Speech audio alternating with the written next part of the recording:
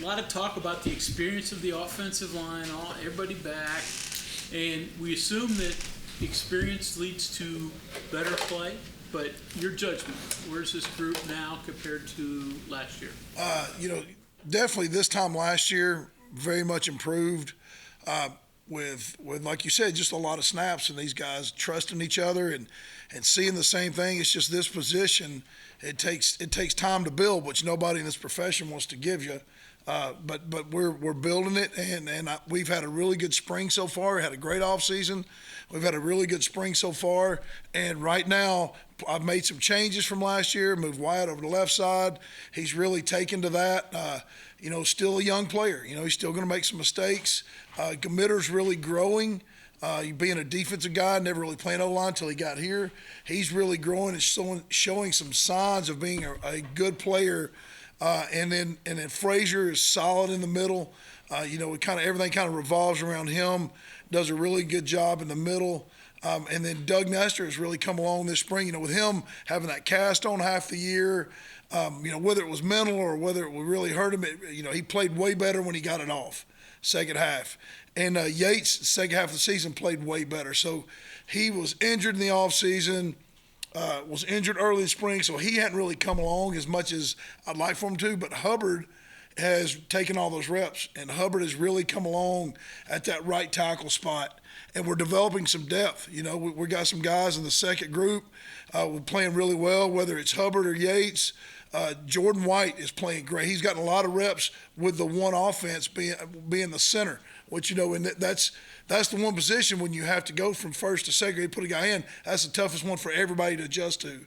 So he's got in there, had a lot of one reps today. I've been intentionally getting him reps with the ones. He can also play guard.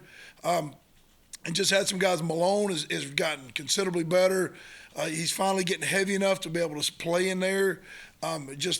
Really exciting seeing these young guys come along and seeing them get better. Are we where we want to be? No, we're not where we want to be.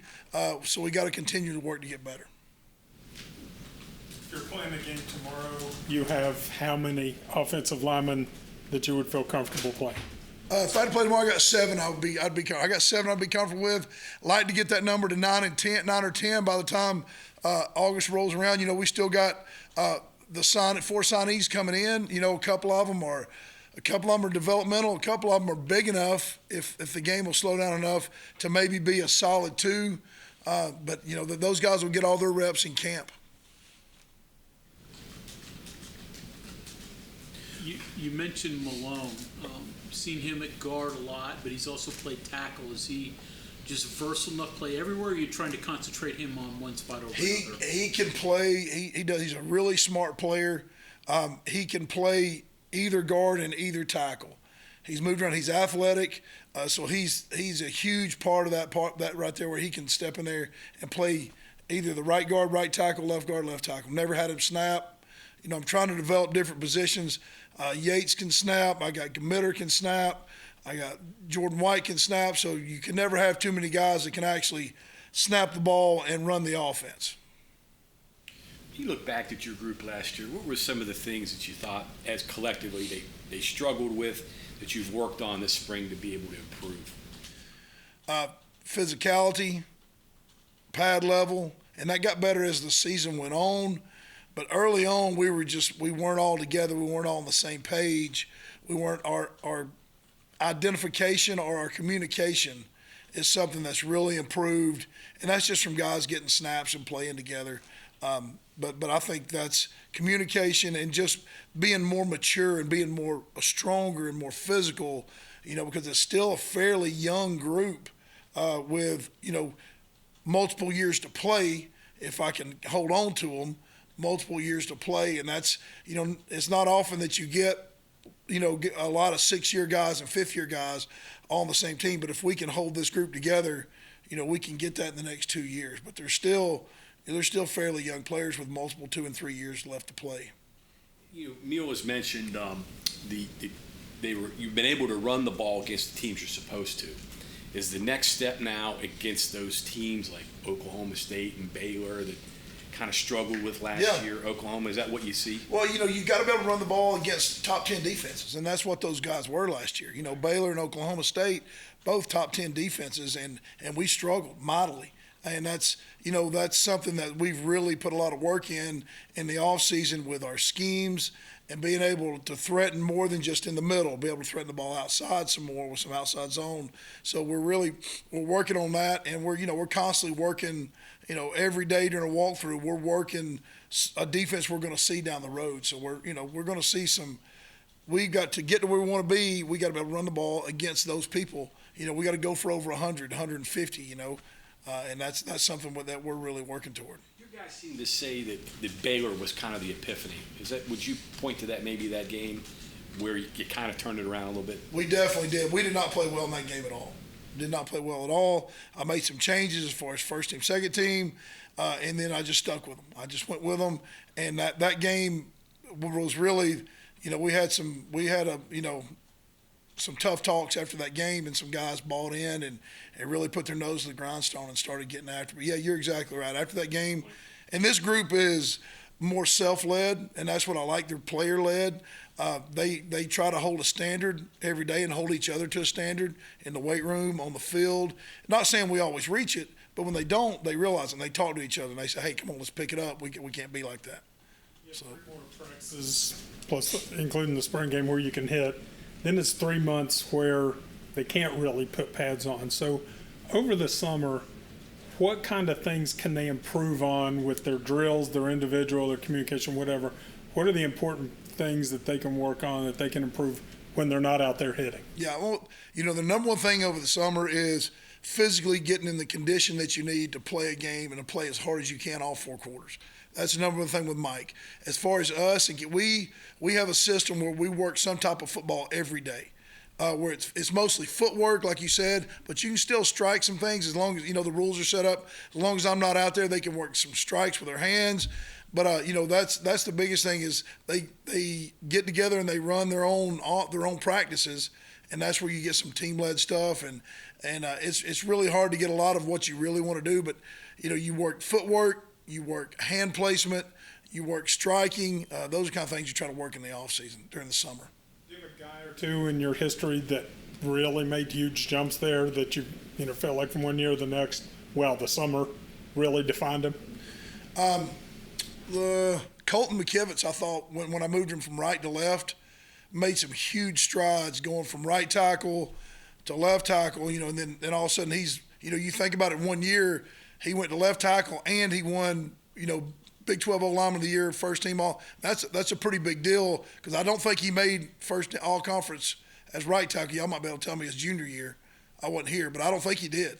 That's a huge jump for a kid over a spring and over a summer to go to that and get himself drafted. So, and like I pointed to him a lot with this group because he had the work ethic and the mentality and just the nose to the grindstone type mentality that we want, and I've always pointed to him. That's why I want all of them to be like that. When you have one, it's great, but if you can get 5 like that, you got something special. I think this is the first year you've gone into this with either not a true freshman or an inexperienced guy that you're counting on. And if you have to play in this year, it's because there's an issue. Is that a different mindset for you going into this year, knowing that you've got guys that know what they're doing now? Yeah, it is. It's the standards just set a lot higher. With those young guys, you're like, hey, you're going to make some mistakes. Come on, let's go. But now it's like we don't need to we can't make those mistakes. We do a lot of situational football. And as you guys know, football games are won and lost on those third downs. And, when you're just rolling through practice and you're not doing the situations, I put a lot more pressure on them in those situations of like, hey, little things you can't miss as far as, with those young guys, you're just trying to keep them square and keep their eyes up. And now it's more about look at the stance of the 3 technique, look at the leverage of the linebacker. Now they're getting to where they can kind of go to the 400 and 500 level courses as opposed to just sticking that, hey, what's the play, which way's it going? That's the way it is when they're young like that. But now it's really nice of being able to hold these guys to a standard of understanding what the defense is trying to do to you. How much did you have to think about protecting those guys? Oh, yeah, all the time. All the time. We would go into a game and saying, hey, look, we only need to run these plays in this direction. If you run it in this direction, we're putting all the pressure on this guy that we know is struggling. So, and that's been like that since I've been here. So I feel like now we're to the point now where we can just call the offense, So with that new offensive coordinator, some new parts to the scheme, big differences, little differences for you guys? Really for us, not big differences. Fortunately the offense, I coached Graham in college. He played for me at Texas Tech, and the offense, the protections, the run game, really the protections are not much change for us at all. Maybe a word here and there, but they've already gotten used to that. So we hadn't changed our techniques. We hadn't changed our eyes. So for us, it's been a really smooth transition, and it's really simpler than what we were doing. So they've done a good job of really adapting to the new words. You mentioned the move of Wyatt to left. Explain that. Why? What do you think he does Well, better he's there? left-handed, first of all, which makes for a better left tackle. But like when he came in as a freshman, I knew having to play him as a true freshman was going to be difficult. But then if you move, he played right tackle all through high school.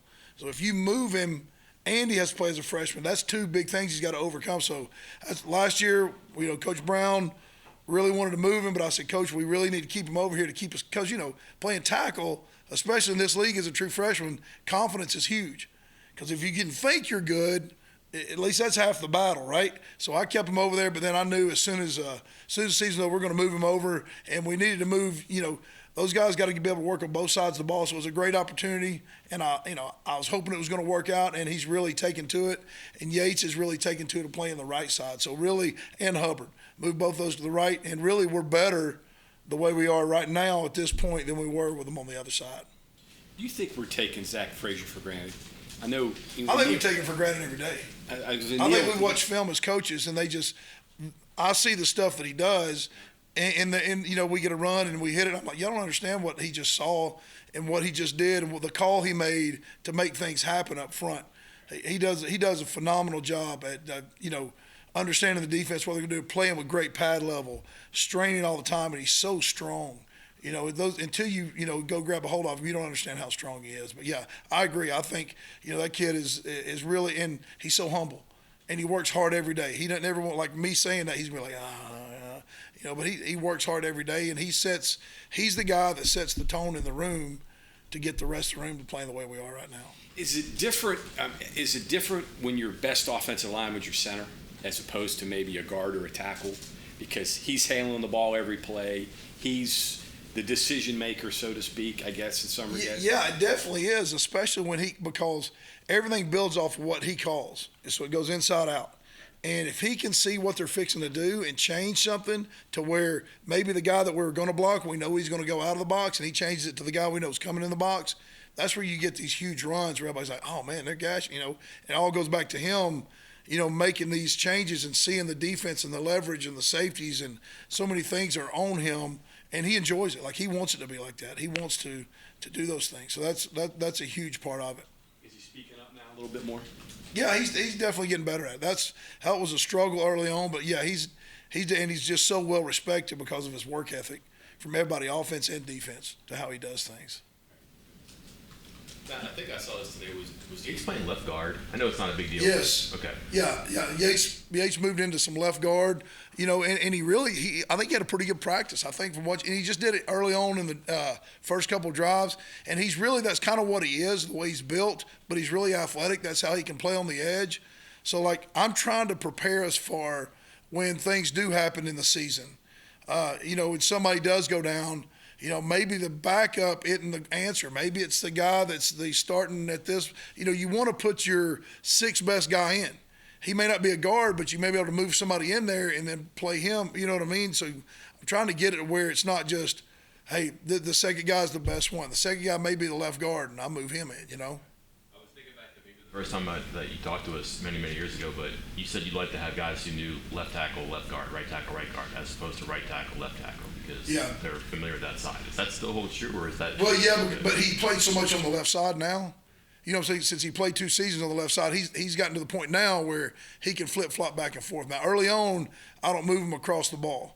But now these older guys, and they got to understand, and I talk to them like, if you ever want a chance to go play in the NFL and you're an offensive lineman, unless you're just a freak left tackle, you better be able to play everything else, because they're only going to have about 8 in the 52-man roster. and if you're just, hey, I'm just a right guard, chances are you're not going to make the cut. So they're fine with that. They like moving around. They like being able to play both sides. They like being able to play guard and tackle. Because you have all these defensive backs moving around, and receivers learn different positions, and running backs learn how to play receiver, and a lineman's like, wait a minute, I'm an athlete. I can do stuff like that too. They now, you don't want to do that when they're young. They're not real big on it when they're young, and all of a sudden you're moving around. But now that, Yates got some reps at center and one-on-one pass pro today. He looked great snaps.